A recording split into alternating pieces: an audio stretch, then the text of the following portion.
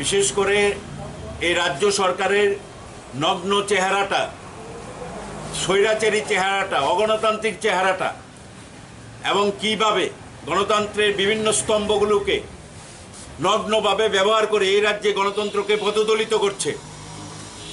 মাত্র দুদিন আগে আমাদের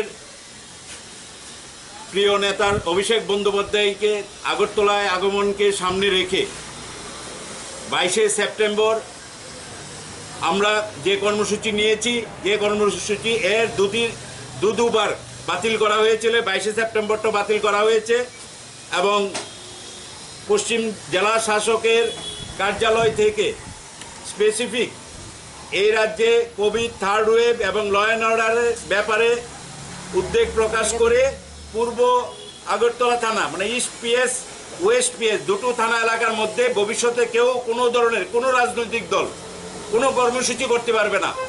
স্পেসিফিক কোর্ট ডাইরেকশন, কোর্টের রুলিং। কিন্তু দেখা গেছে রাজ্যের মুখ্যমন্ত্রী এই কোর্ট ডাইরেকশনের পরের দিন কাকরাবনে করেছেন। কাকরাবনে উনি 1000 মানুষ নিয়ে সমাবেশ করেছেন। এর পেছনে যুক্তি, যেহেতু হাইকোর্ট পূর্ব থানা এবং পশ্চিম থানা ইস্ট পিএস ওয়েস্ট পিএস এর জুরিসডিকশনের মধ্যে ভার্ডিক্টটা দিয়েছে, রুলিংটা দিয়েছে, তাই উনি এর বাইরে করেছেন। কিন্তু অত্যন্ত দুর্ভাগ্য যে আজকে কোথায় গিয়ে দাঁড়িয়েছে, গতকালকে এই পশ্চিম থানার জুরিসডিকশনের মধ্যেই এই ডিস্ট্রিক্ট অ্যাডমিনিস্ট্রেশনের সার্কুলার থাকা সত্ত্বেও, উচ্চ আদালতের ভার্ডিক্ট থাকা সত্ত্বেও দেখা গেছে আগরতলা রবীন্দ্র শতবার্ষিকী ভবনে আয়ুষ্মান ভারতের কর্মসূচি, সেখানে 5 শতাধিক মানুষ জড়ো হয়েছে, যেখানে 5 জন 144 ধারা জারি করেছেন এবং মাননীয় উচ্চ আদালত সেখানে 140 ধারা জারি থাকবে ভার্ডিক্ট দিয়েছেন। সেই ভার্ডিক্ট অমান্য করে সেখানে মুখ্যমন্ত্রী 5 শতাধিক গ্যাদারিং করে এই উচ্চ আদালতের ভার্ডিক্ট অমান্য করেছেন।